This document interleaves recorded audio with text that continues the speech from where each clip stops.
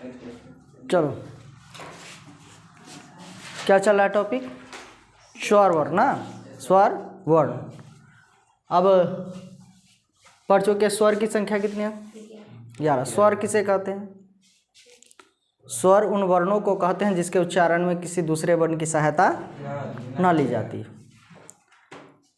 अब यहाँ है जाति के आधार पर स्वर के कितने भेद हैं? तो जाति के आधार पर स्वर के 2 भेद होते हैं। कितने भेद होते हैं? 2 भेद होते हैं। कौन कौन? सजातीय स्वर या इसी को बोलते हैं सवर्ण, और दूसरा है विजातीय स्वर या असवर्ण। अब इसमें आता है कि सजातीय स्वर क्या है? सजातीय मतलब एक समान। सजातीय का मतलब क्या है? एक समान, एक जैसा, एक ही जाति का। देखो क्या है सजातीय स्वर या सवर्ण क्या है? तो अ आ, ई उ ऊ आदि जोड़े आपस में सजातीय स्वर या सवर्ण कहे जाते हैं। मतलब अ आ ई उ ऊ इसी को क्या बोला जाता है? सजातीय। क्यों कहा जाता है? क्योंकि ये उच्चारण ढंग से उच्चारित, मतलब ये जो है ये दोनों, यहाँ कह सकते ये दोनों एक ही ढंग से उच्चारित होते हैं। उच्चारण ढंग से उच्चारित होते हैं नहीं, एक ही ढंग से उच्चारित होते हैं। यानी कह सकते हैं एक ही ढंग से उच्चारित होते हैं, मतलब एक ही तरह से उच्चारित होते हैं। मतलब जब ये दोनों को पढ़ेंगे तो लगेगा कि सेम पढ़ रहे हैं, और ये दोनों को जब पढ़ेंगे तो क्या लगेगा? सेम। जैसे अ आ एक ही जैसा लग रहा है, ई एक जैसा लगा, उ मतलब उच्चारण करने का ढंग एक जैसा हो तो ये क्या कहलाएगा? सजातीय। मतलब एक ही जैसा लगे तो ये क्या कहलाएगा? सजातीय। सजातीय मतलब जोड़ा एक जैसा हो गया, दोनों का उच्चारण या प्रोनाउंसिएशन पढ़ने का ढंग भी क्या है? एक ही तरह का है, एक ही समान है, तो ये क्या कहलाएगा? सजातीय स्वर। ये समझ में आया? अब अगला आता है विजातीय स्वर या असवर्ण। विजातीय मतलब अलग अलग, विजातीय मतलब अलग अलग। यानी अ ई एक समान है, पढ़ने में देखो दोनों के उच्चारण में अलग अलग आ गया। आ ई आ उ आदि जोड़े आपस में विजातीय स्वर या असवर्ण हैं, क्योंकि ये दोनों अलग अलग ढंग से उच्चारित होते हैं। यानी ये दोनों, यानी जब जोड़ा, ये दोनों जोड़ा जो है, सभी जोड़ा देखो जब उच्चारण करते हैं, जब इसको पढ़ते हैं तो सभी का उच्चारण का ढंग अलग अलग तरीकों से किया जाता है। मतलब जब पढ़ते हैं तो दोनों का उच्चारण में क्या हो जाता है? अंतर आ जाता है। इसी को क्या बोलते हैं? विजातीय स्वर। सजातीय स्वर क्या होगा? मतलब पढ़ने का उच्चारण एक समान हो, पढ़े तो लगे कि एक ही तरह से पढ़ा जा रहा है, या लिखे भी तो एक ही तरह से लग रहा है, तो इसको क्या कहेंगे? सजातीय। और लिखने या पढ़ वैसे उच्चारण के ढंग से ही कहा जा सकता है, क्योंकि यहाँ कब पर है? जाति के आधार पर, यानी एक जोड़े के आधार पर। अब ध्यान दो, तो जब अलग अलग आ रहा है तो क्या कहलाएगा? विजातीय। पढ़ने का ढंग भी अलग है, जैसे अ ई आ ई अ उ तो सबका अलग अलग आ रहा है। जैसे अ पढ़ते हैं ई पढ़ो तो दोनों का उच्चारण करने का तरीका अलग अलग हो गया, तो ये क्या कहलाएगा? विजातीय। तो सजातीय और विजातीय समझने में दिक्कत है?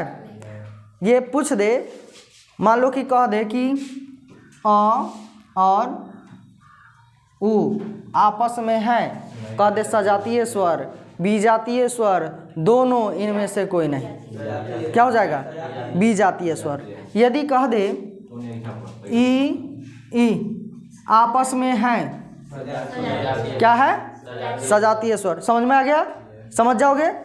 अब ध्यान दो, ये तो हो गया किसके आधार पर? जाति के आधार पर। अब आता है स्वरों के उच्चारण। क्या है? स्वर के उच्चारण। तो स्वर के उच्चारण प्रायः 4 प्रकार से होते हैं। स्वर जो होते हैं, स्वर की संख्या कितनी है? 11। अब कहता है कि स्वर के उच्चारण 4 प्रकार से किया जाता है। स्वर को 4 प्रकार से पढ़ा जाता है। एक है निर्नुनासिक स्वर, दूसरा है अनुनासिक स्वर और तीसरा है सानुस्वर और चौथा जो है वो है विसर्ग युक्त। इतना समझ में आया। अब एक एक करके इसको पढ़ेंगे, निर्नुनासिक, अनुनासिक, सानुस्वर और विसर्ग युक्त को एक एक करके समझेंगे।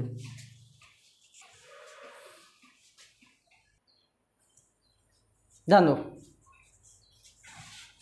पहला देखो इसमें क्या है, निर्नुनासिक, यानी निर्नुनासिक किसे कहेंगे?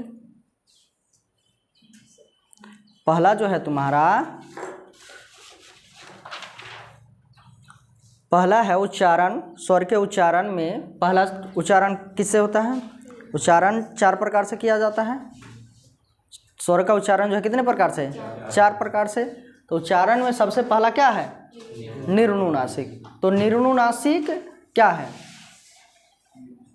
ध्यान दो, यदि स्वरों का उच्चारण, या कह सकते हैं कि जिस स्वर का उच्चारण, यदि स्वरों का उच्चारण सिर्फ मुख से मतलब मुंह से किया जाए तो ऐसे स्वरों को निर्नुनासिक स्वर कहा जाता है। यानी कह सकते हैं कि ऐसा स्वर जिसका उच्चारण मुंह से किया जाए, ऐसा स्वर जिसका उच्चारण मुंह से हो, वो क्या कहलाता है?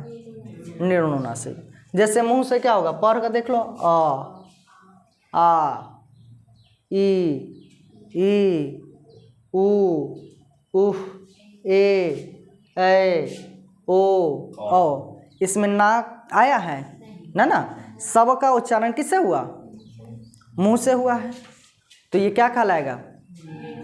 निर्नुनासिक। समझ में आया? कोई दिक्कत? अब ध्यान दो, अब कहता है अनुनासिक स्वर। 4 प्रकार से, तो पहला हो गया। दूसरा क्या है? अनुनासिक स्वर। तो अनुनासिक स्वर क्या है? यदि स्वरों का उच्चारण मुख और नाक से किया जाए तो ऐसे स्वरों को अनुनासिक स्वर कहा जाता है। यानी कह सकते हैं कि ऐसा स्वर जिसका उच्चारण मुंह और नाक से हो, ऐसा स्वर जिसका उच्चारण मुंह और नाक से हो, तो ऐसे स्वर को क्या कहा जाता है? अनुनासिक स्वर कहा जाता है।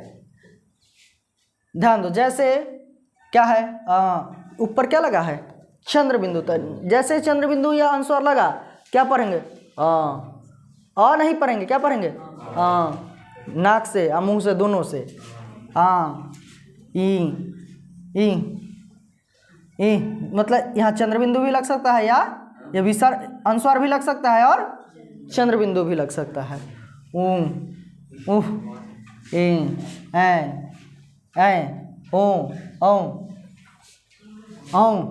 है ना। नाक और मुंह दोनों का उपयोग हो, ऐसा स्वर जिसके उच्चारण में नाक और मुंह दोनों का उपयोग हो, वो क्या कहलाएगा? अनुनासिक। समझ में आया? निर्नुनासिक क्या था? केवल मुंह से। निर्नुनासिक केवल मुंह से उच्चारण होगा, और अनुनासिक मुंह और नाक दोनों से। अब ध्यान दो, अब क्या है? सानुस्वर। क्या है? सानुस्वर। तो जिस स्वर का उच्चारण नाक से होता है, किससे? नाक से होता है, उसे सानुस्वर कहते हैं। इसमें स्वरों के ऊपर अनुस्वार लगा होता है। क्या लगा होता है? अनुस्वार लगा होता है। ये इसको क्या कहते हैं? अनुस्वार का प्रयोग होता है। जैसे अंगद, तो इसके ऊपर होता अंग, किससे? नाक से उच्चारण हुआ, अंगद। अंगद नहीं, सबसे पहले यहाँ क्या? अंग। क्या है? अंग। उसके बाद क्या है? अंगद, अंगूर, ईंट। नाक से होता है उच्चारण, हो रहा है कि नहीं? नहीं बोला, बोल कर देख लो। हाँ, चलो ध्यान दो। तो ये समझ में आया? क्या है? पहला निर्नुनासिक, तो जिसमें केवल मुंह से उच्चारण। अनुनासिक मुंह और नाक दोनों से उच्चारण, और सानुस्वर नाक से उच्चारण।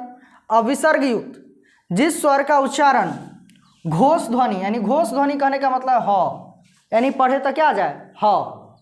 ह की तरह होता है, उसे विसर्ग युक्त स्वर कहा जाता है। इसमें स्वरों के बाद विसर्ग, इस चिन्ह का प्रयोग होता है। जैसे देखो, प्रातः, ये विसर्ग है। ये जो चिन्ह है ना, इसको क्या कहते हैं? विसर्ग कहते हैं। तो प्रातः ह की तरह उच्चारण हो रहा है, पढ़ो। प्रातः, अतः, अतः ऐसे होता है, अतः, अतः ह की तरह उच्चारण हो रहा है ना, घोष की तरह। स्वतः, प्रातः, इसी तरह और भी हो सकता है, प्रायः, स्वतः, प्रायः, अतः, प्रातः, ये सब क्या है, कौन सा स्वर, विसर्ग युक्त स्वर है। तो समझ में आया चारों, कोई दिक्कत समझने में,